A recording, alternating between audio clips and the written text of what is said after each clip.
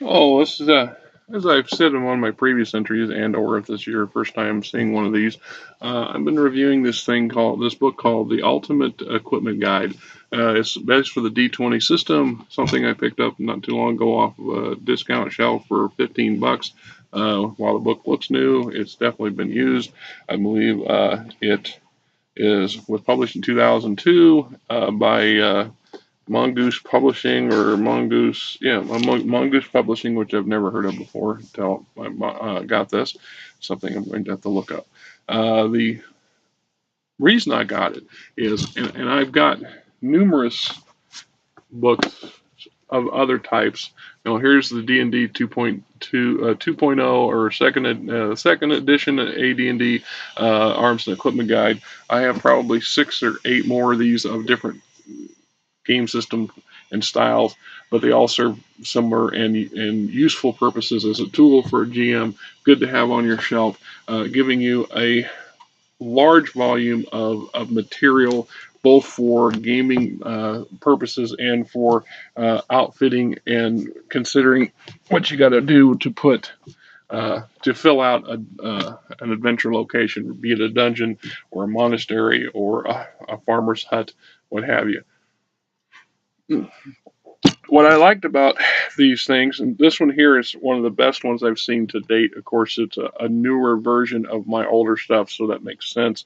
A lot of people had time to go into further depth, and a wider range of material has been created by our contemporaries and our peers, and are making its way out there. I imagine there's probably a couple of websites that you can go and find loads of this stuff without needing a book. If so, I have yet to find one of those websites. Of course, I haven't really gone looking for them either. So, what it is, what it is. Uh, when I first sat down to do a review on this, I realized I could not do it justice in one entry. So I thought, well, I'm going to break this down here. And so the last one, or the first one I did, was on herbs and food, herbs, and food, drugs, and herbs, or something to that effect.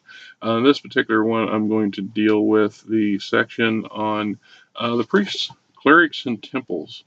And they have a little entry up here that talks about it. It says, the life of a priest, blah, blah, blah. This chapter, the ultimate equipment guide, priests of any faith will discover all the tools they might need, blah, blah, blah. Now, some of you may be familiar with the older D&D rule books, the handbooks in this case. Here's one, the Complete Priest's Handbook, and it gives some basic information on material and equipment and weapons that are favored by, the average priest and why. Uh, it gives you a lot of information on creating what we would consider subclasses of the cleric. Now we see them in different books. I think I've seen an updated version of these for either 4.0 or for 3.5. I don't remember which. Since I owned all of these, I didn't see the value of going and buying the updated newer ones. Not that there's anything wrong with it. It's a money thing. I just don't have the finances like I did back in the day. The disposable income, if you will. I was a bachelor and I had a lot of money just to throw, and I did. And I didn't, it was an investment, and I still am grateful or glad that I did. At the same time, I spent an awful lot of money that I could have used to buy, I don't know, a house or something.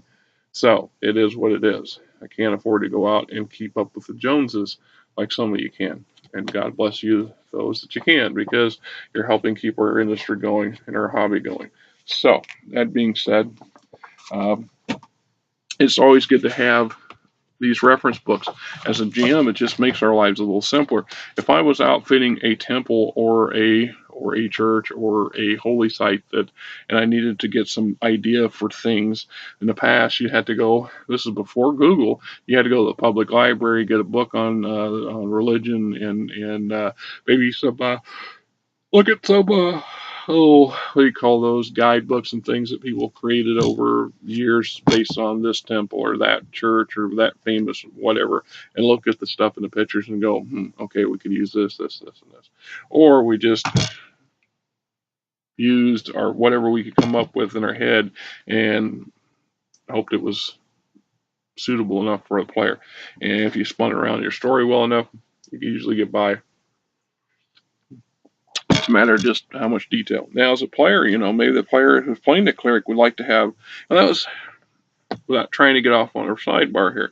Of all the player character classes, the clerics are one of the ones that tend to be the most misunderstood and perhaps the most often misplayed in some aspects. I don't know about everybody, but I've run a number of campaigns that were all religion based in that aspect, that everybody was a cleric and or related to a temple in some way.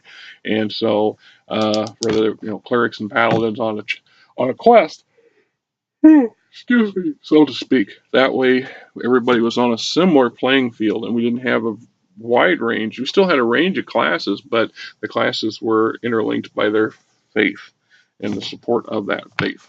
And it is challenging in its own way. Excuse me. I love the weather in Iowa. Anyway, so we get things like, I never took I knew of them, but I never paid that much attention to them until I started seeing things pictures wise. Here's an altar shroud as an example. Banners, blessed food, candle making kits, cleric's vestments, the estuary case, an ablation shield, field heater's kit. Well, here's a nice back travois, basically a field stretcher. Your sprinkling flail, holy robes, holy vestments. Got some nice pictures of those. Trying to avoid going off on tangents again, but there is one that I didn't care. If you go back to the earlier game version books of D&D specifically, they had clothing breakdowns a little more. Your characters purchased items. In later versions, it was just you bought a kit. I got an adventuring kit, or I got an urban kit, or I bought a nobleman's kit, or it was just their way of consolidating things. And I don't know. I personally prefer the shopping spree sort of thing, where the characters go out, the player characters go out, and they spend their hard won loot in trying to create images for themselves by buying clothing. And as a player or a GM who likes to use the mechanics as often as possible, my players have a tendency to go through their clothes. They wear them out. They get damaged. You get caught in a wizard's fireball, some stuff's going to get singed, and your trousers might be some of those things. Having a spare set may not be a bad thing. And then there's the weather issues. If you're traveling from one extreme environment to the next and you don't bring the proper weather gear, you're going to have some issues. I've actually had groups that traveled from a low-lying area up in the mountains only to have to turn around and go back to town to get winter clothing because they didn't have the means to deal with the extreme cold change. It is what it is. So we got the great fonts, and there's what they can do. Holy water, some stuff I've never seen before, like the kneeling bar. We've got preservation fluids.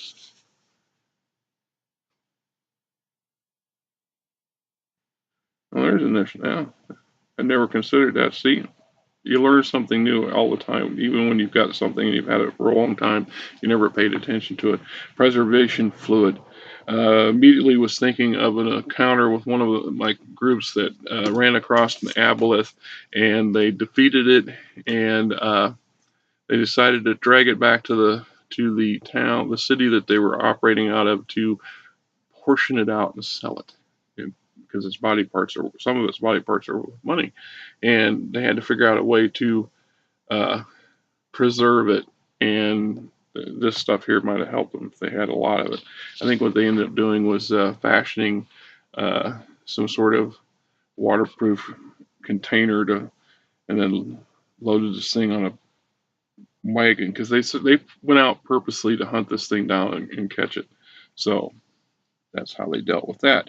Pipe organs, poison antidote, the relics case, something, a true relic, false relics. Never something I ever really came up in my group, because we never didn't really know what those were. Reliquaries, It's nice to know. Sacred weapons, sprinklers for holy water. Actually talks about holy water in here, so how most goodly temples will sell holy water to adventurers at cost because they're only too glad to help fight evil. Of course, we know the op says unholy water inflicts damage in different ways. But one of the entries in the holy water that I hadn't considered but makes sense, that if you throw the vial against just about anything but an incorporeal being, the vial breaks apart, and that's how the substance gets delivered. It's a thrown weapon.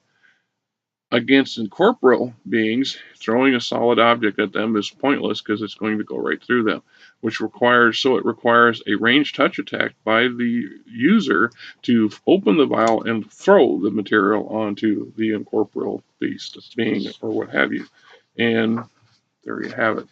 Something I had not taken into consideration. Tower bells or ceremonial tools. And it goes into, and there's quite a few of these things here. Sacred cords, a scourge, prayer rugs, sea salt. Let's see, what is that? Smudging stick, ritual wine, a thurible, also known as a censer, portable altar, sacred oils. Nice little chart there, right? So, if you got a cleric in the group, is he or she properly outfitted for the class? That's what you leave these things for. Worth having, worth investing in. If you don't agree with me, chime on it and say so. If you think I'm a lunatic, tell your friends, have them come in here and chime off and tell me what they think. More views, the better off we're going to be, right?